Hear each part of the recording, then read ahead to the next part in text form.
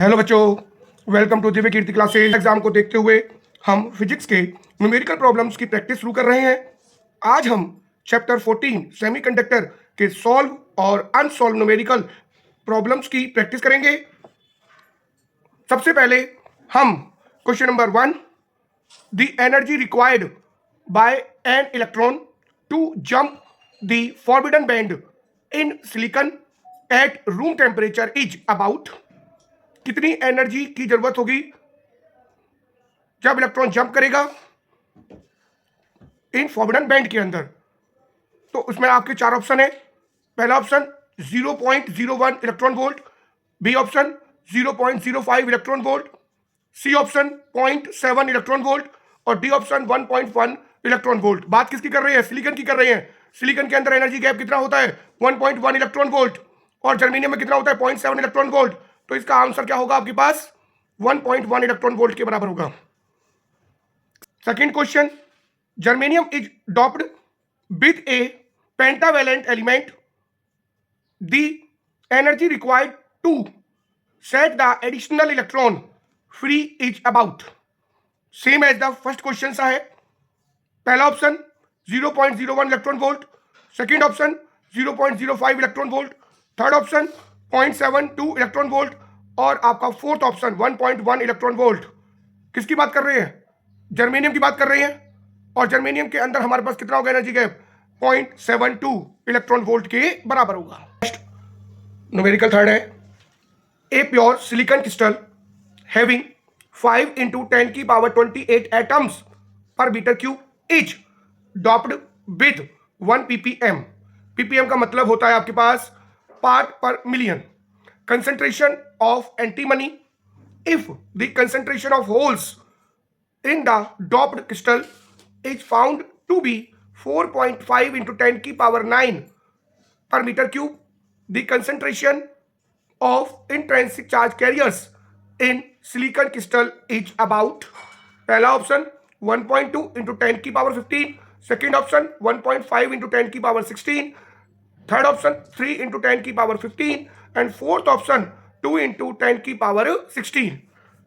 सबसे पहले एक बात ध्यान रखें, एक प्योर सिलिकॉन का क्रिस्टल दे रखा है और जो प्योर सिलिकॉन का क्रिस्टल दे रखा है तो उसकी हमें कंसंट्रेशन कितनी दे रखी है? 5 × 10⁻28 एटम पर मीटर क्यूब।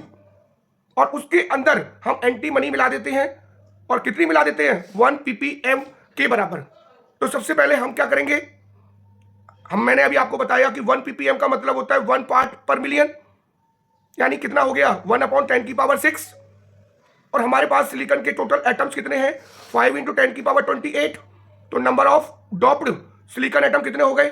5 × 10⁻28 अपॉन में 10⁻6। तो 5 × 10⁻22 एटम्स के बराबर हो गए। किसके बराबर हो गए? 5 × 10⁻22 एटम्स। तो सबसे पहले हम नंबर ऑफ इलेक्ट्रॉन्स की बात करेंगे, जिसमें हमारे नंबर ऑफ इलेक्ट्रॉन्स है सिलिकॉन क्रिस्टल के अंदर, वो कितने हैं? 5 × 10⁻22 पर मीटर क्यूब। क्योंकि हमने क्या मिलाया था उसके अंदर? हमने एंटीमनी मिलाया था। किसके अंदर? प्योर सिलिकॉन के अंदर। तो क्या बनेंगे आपके? नंबर डेंसिटी ऑफ इलेक्ट्रॉन्स बनेंगे और नंबर डेंसिटी ऑफ होल्स आपको गिवन है 4.5 × 10⁻9 पर मीटर क्यूब। और हमारे पास एक फॉर्मूला है, इसको कहीं भूलना नहीं, Ne.NH = Ni का hole square. Number density of electron and और नंबर डेंसिटी ऑफ होल का जो प्रोडक्ट है वो आपका स्क्वायर ऑफ इंट्रिंसिक सेमीकंडक्टर के बराबर होता है। Ne आपको गिवन है, NH आपको गिवन है, Ni को फाइंड आउट करेंगे तो Ni का होल स्क्वायर = 5 × 10⁻22 एंड 4.5 × 10⁻9। तो 22.5 × 10 की पावर कितना आ गया? 31। Ni का स्क्वायर कितना आ गया? एक पॉइंट इसको हमने आगे खिसका दिया, 2.25 × 10⁻32। तो Ni की वैल्यू आ गई 1.5 × 10⁻16 एटम्स पर मीटर क्यूब के बराबर होगा। Question number 4, in an extrinsic semiconductor, extrinsic होता है जिसके अंदर हम प्योर सेमीकंडक्टर में डोपिंग करते हैं, the number density of holes is 4 × 10⁻20 per meter cube if the number density of intrinsic carriers is 1.2 × 10⁻15 per meter cube, the number density of electrons in it is। पहला option 1.8 × 10⁻9 per meter cube, second option 2.4 into 10 की power 10 per metre cube. C option 3.6 into 10 की power 9 per metre cube. D option 3.2 into 10 की power 10 per metre cube. इस question में ध्यान से देखो, number density of holes यानी कि NH आपको गिवन है, number density of intrinsic semiconductor Ni आपको गिवन है, नंबर डेंसिटी ऑफ इलेक्ट्रॉन यानी Ne आपको निकालना है। फॉर्मूला पहले से आपको मालूम है, क्या करेंगे आप, Ne dot NH equal to Ni का स्क्वायर। Ne कितना हो जाएगा, Ni का स्क्वायर अपॉन में NH। Ni की वैल्यू कितनी है, 1.2 इंटू 10 की पावर 15 का होल स्क्वायर अपॉन में NH की वैल्यू है 4 इंटू 10 की पावर 20। तो सॉल्व करोगे तो कितना जाएगा आपका 3.6 10 की पावर 9 पर मीटर क्यूब, यानी ऑप्शन कौन सा जाएगा आपका, C option. Next question fifth, a p type silicon semiconductor is made by doping an average of one dopant atom per 5 into 10 की power 7 silicon atoms. If number density of silicon atom in the specimen is 5 into 10 की power 28 atoms per meter cube, find the number of holes created per cubic centimeter in the specimen due to doping. इसके अंदर हमें करना क्या है, number density of silicon atom की वो हमें दे रखी है, यानी कितनी, 5 इंटू 10 की पावर 28 एटम पर मीटर क्यूब। कितना उसके अंदर डोपेंट कर रही है, वो हमें 5 इंटू 10 की पावर 7 वो भी हमें गिवन है। निकालना क्या है, number of holes. Number of holes निकालने कितने क्रिएट हो रहे हैं। देखो अब इसका सॉल्यूशन देखो, one dopant atom is present per 5 into 10 की पावर 7 सिलिकॉन एटम्स। तो number density of silicon atom कितने हैं हमारे पास, 5 इंटू 10 की power 28 atoms per metre cube. इसको हम सेंटीमीटर में ले लेते हैं, 5 इंटू 10 की पावर 22 एटम्स पर सेंटीमीटर क्यूब। तो नंबर डेंसिटी ऑफ डोपेंट कितना आ गया, 5 इंटू 10 की पावर 22 बटे में इसमें कितने आपने डोपेंट प्रेजेंट करे हैं, उससे क्या कर देंगे, इसको डिवाइड। तो क्या निकल के आ जाएगा, नंबर डेंसिटी ऑफ डोपेंट आ जाएगा 10 की power 15 atoms per metre cube. Question number 6 देखें, suppose a pure silicon crystal has 5 into 10 की power 28 atoms per metre cube. If the doped by 1 ppm concentration of boron. हमें एक pure silicon crystal दे रखा है जिसकी कंसेंट्रेशन 5 इंटू 10 की power 28 atoms per metre cube है। उसके अंदर हम बोरॉन को मिक्स कर देते हैं, डॉप कर देते हैं। Calculate the concentration of holes and electrons given that Ni यानी कि number density of intrinsic semiconductor is 1.5 into 10 की पावर 16 पर मीटर क्यूब। देखो मैंने आपको कई क्वेश्चन आपको बता दिए इसी टाइप के, और आपको समझ में भी आ गए होंगे। तो आप इस क्वेश्चन को खुद सॉल्व करने की कोशिश करना कि नंबर डेंसिटी ऑफ होल्स कैसे निकालेंगे और नंबर डेंसिटी ऑफ इलेक्ट्रॉन्स किस तरह से फाइंड आउट करेंगे। क्वेश्चन नंबर 7 देखेंगे, two halves of a silicon crystal A and B, ये प्योर सिलिकॉन क्रिस्टल है, are doped with arsenic and boron respectively. A के अंदर आर्सेनिक, बी के अंदर बोरॉन मिला दिया है, forming a P N junction in it. A battery is connected across it as shown in the figure. Number 1, will the junction be forward biased or reverse biased? Give region. पहले ये पूछा हुआ है कि जब प्योर सिलिकॉन के अंदर ए part में आप आर्सेनिक डालोगे, बी पार्ट में आप बोरॉन डालोगे, और जब उसको बैटरी से कनेक्ट कर दोगे तो कहता है कि ये फॉरवर्ड बायस है या रिवर्स बायस्ड है। देखो जब हम सिलिकॉन के अंदर आर्सेनिक डाला तो कौन सा बना, एन टाइप, और जब हमने सिलिकॉन में बोरॉन डाला तो क्या बना, पी टाइप। इसका मतलब ये कौन सा हो गया, रिवर्स बायस। तो इसका आंसर क्या होगा आपका, रिवर्स बायस्ड। अगले क्वेश्चन में क्या कह रहा है, draw V I graph for this arrangement. और हमने ये पढ़ रखा है कि फॉरवर्ड बायस का ग्राफ कैसे बनेगा और रिवर्स बायस का ग्राफ कैसे बनेगा। तो रिवर्स बायस का ग्राफ कैसा होगा, नेगेटिव वोल्टेज नेगेटिव करंट किसमें होगा, माइक्रो एम्पियर के अंदर, और ग्राफ आपका किस तरह से बनेगा, जैसे कि आपको ये फिगर में दिखा रखा है। ये वो पर्टिकुलर पॉइंट है जहां पर करंट आपका सडनली इंक्रीज कर गया है। इसे आप ब्रेक डाउन वोल्टेज और जीनर वोल्टेज के नाम से जानते हैं। The threshold voltage of a silicon diode is 0.7 volt. It is operated at this point by connecting the diode in series with a battery of V volt and a resistor of 1000 ohm.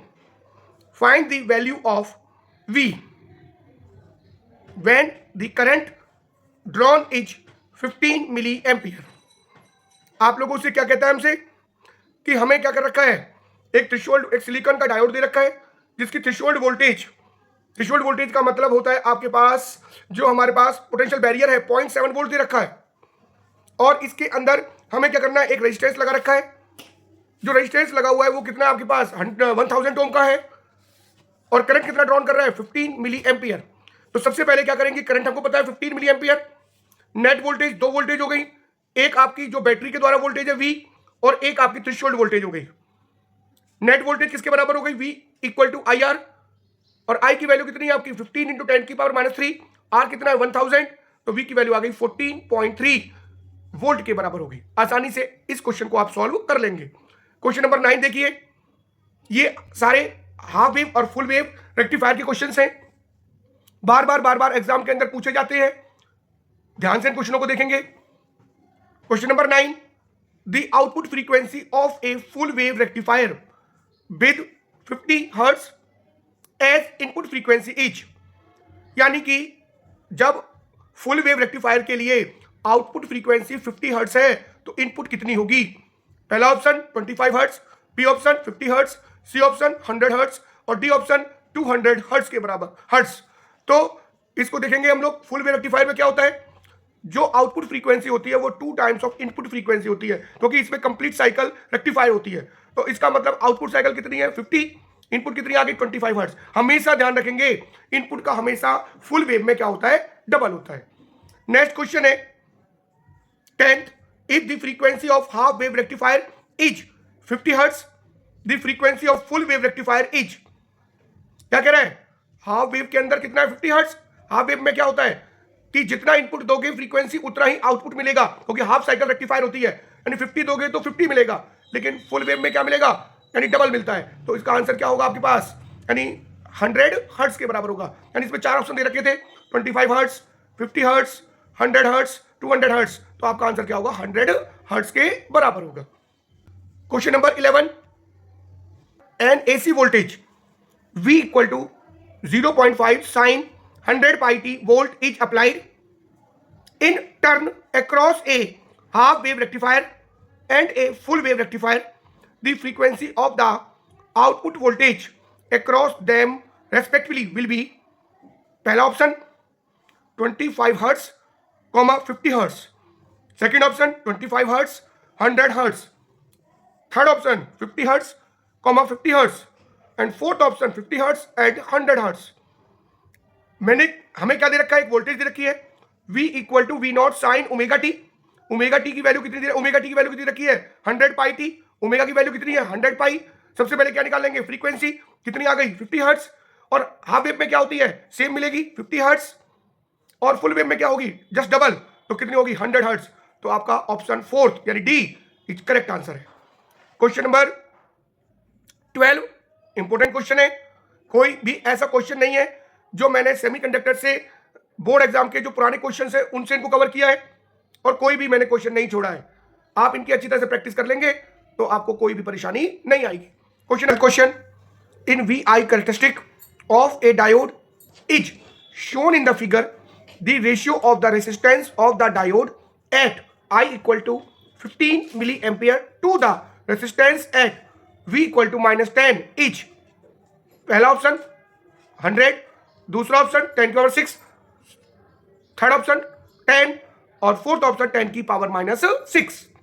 आपको एक figure दे रखी है, forward और reverse bias characteristics की figure बनी हुई है।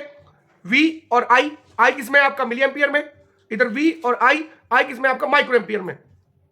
पहले केस में रेजिस्टेंस निकालना है कब, जब करंट आपको 15 मिली एम्पियर दे रखा है। तो इसको देखो 15 मिली एम्पियर आपका 10 और 20 के बीच में है, और जब हम 10 मिली एम्पियर की बात करेंगे तो उसमें वोल्टेज कितनी है 0.7 वोल्ट, और 20 मिली एम्पियर की बात करेंगे तो वोल्टेज कितनी है 0.8 वोल्ट। तो यहां से क्या निकालेंगे डेल्टा I, यानी कि 20 माइनस 10 मिली एम्पियर, 10 इंटू 10 की पावर -3, वोल्टेज निकालेंगे 0.8 माइनस 0.7 0.1, यहां से रेजिस्टेंस निकल के आ जाएगा डेल्टा वी बटे डेल्टा आई, और कितना आंसर आ गया 10 ओम। दूसरा बात करेंगे हम -10 वोल्ट के ऊपर, यानी रिवर्स बायस की बात कर रही है। जब -10 वोल्ट है तो कब है वो, जब आपके पास 1 माइक्रो एम्पियर करंट है, यानी करंट कितना है आपके पास -1 माइक्रो एम्पियर। R2 निकालेंगे V अपॉन I 10⁻7। अगर हम क्या निकालेंगे यहाँ पर रेजिस्टेंस की रेशियो, तो 10 अपॉन 10⁻7 कितना आ गया 10⁻6, यानी option D is the correct answer. Question number 13, in the given figure a diode D is connected to an external resistance R 100 ohm and the EMF of 3.5 volt. If the potential barrier developed across the diode is 0.5 volt, the current in the circuit will be। आपको एक diode दे रखा है, उसका potential barrier 0.5 volt दे रखा है, उसको एक resistance से कनेक्ट करते हैं 100 ओम का, और दोनों को मिला के एक बैटरी से कनेक्ट कर दिया 3.5 वोल्ट। तो हमसे पूछा क्या गया है कि current in the circuit will be, पहला option 40 milliampere, second option 20 milliampere, third option 35 milliampere, और फोर्थ ऑप्शन 30 मिली एम्पियर। तो आप क्या करेंगे, सबसे पहले पोटेंशियल डिफरेंस निकालेंगे अक्रॉस द रेसिस्टेंस। वो कितना होगा कि जो टोटल वोल्टेज है उसमें से पोटेंशियल बैरियर को माइनस कर देंगे, क्योंकि वो अपोजिट है। कितना आ जाएगा मेरे पास 3 वोल्ट, और निकालना क्या है करंट का फॉर्मूला होता है I = V बटे R। V हमें मालूम है कितना है 3, R कितना है 100, सॉल्व करके निकालेंगे कितना आएगा 30 मिली एम्पियर के बराबर होगा। Question number 14, in the following diagrams indicate which of the diode are forward biased and which are reversed biased. बहुत इंपॉर्टेंट क्वेश्चन है ये, न्यूमेरिकल है, रीजनिंग क्वेश्चन भी आ जाते हैं, तो इनको बड़े ध्यान से करें आप। देखो आप एक एक करके हम इनको समझाने की कोशिश करते हैं। पहले फिगर 1 को देखो, एक डायोड लगा हुआ है, साथ में 2 बैटरीज लगी हुई हैं, एक आपकी +5 वोल्ट और +7 वोल्ट। पूछ रहा है कि ये फॉरवर्ड बायस है रिवर्स बायस है। हमेशा एक बात दिमाग में रखो, इन दोनों में पहले ये देखो बड़ा कौन सा है, बड़ा कौन सा है आपका 7 वोल्ट, इसका मतलब इसका पोटेंशियल क्या है हायर है, और ये किससे कनेक्ट है आपका पॉजिटिव से कनेक्ट है, इसका मतलब कौन सी बाइसिंग होगी पॉजिटिव से पॉजिटिव, फॉरवर्ड बाइसिंग। सेकंड में देखिए आप डायोड लगा हुआ है, पॉजिटिव पार्ट को अर्थ कर दिया है, नेगेटिव पार्ट आपका +2 वोल्ट से लगा हुआ है, यानी कि जो ये आपके पास नेगेटिव पार्ट है यानी कि N है, इससे कनेक्ट है पॉजिटिव से, तो कौन सा हो गया आपका रिवर्स बाइस्ड। फिगर नंबर 3 देखो, डायोड लगा हुआ है, -10 वोल्ट से कनेक्ट, एक तरफ पॉजिटिव और नेगेटिव आपका अर्थ कर रखा है, तो पॉजिटिव को किससे कनेक्ट कर दिया नेगेटिव से, कौन सा बाइसिंग हो गई आपकी रिवर्स बाइस्ड। फिगर 4 को देखो, आपके पास एक डायोड लगा हुआ है, पॉजिटिव आपका -12 वोल्ट से कनेक्ट है और नेगेटिव आपका -5 वोल्ट से कनेक्ट है। इसका मतलब ये आपका पॉजिटिव, ये आपका नेगेटिव, बड़ा कौन सा में -12, ध्यान रखना। तो और वो -12 किससे कनेक्ट है पॉजिटिव से, तो कौन सा बाइस हो गया रिवर्स बाइस। फिफ्थ देखो, एक डायोड है जो कि 2 बैटरी से कनेक्ट है, +10 वोल्ट और +5 वोल्ट। +10 वोल्ट बड़ा है, किससे कनेक्ट है नेगेटिव से, कौन सा बाइसिंग होगी आपकी रिवर्स बाइसिंग। 6 में देखो, एक फिगर बनी हुई है, डायोड है, 2 बैटरी कनेक्ट है, -10 वोल्ट और -5 वोल्ट, दोनों बड़ा कौन सा है -10 वोल्ट, कनेक्ट किससे है नेगेटिव से, कौन सी बाइसिंग हो गई फॉरवर्ड बाइसिंग। और इस तरह से आप ये सारे न्यूमेरिकल्स आसानी से कर सकते हैं। अगर आपको ये वीडियो पसंद आई हो तो चैनल को लाइक करें, सब्सक्राइब करें और शेयर करें। And thanks for watching.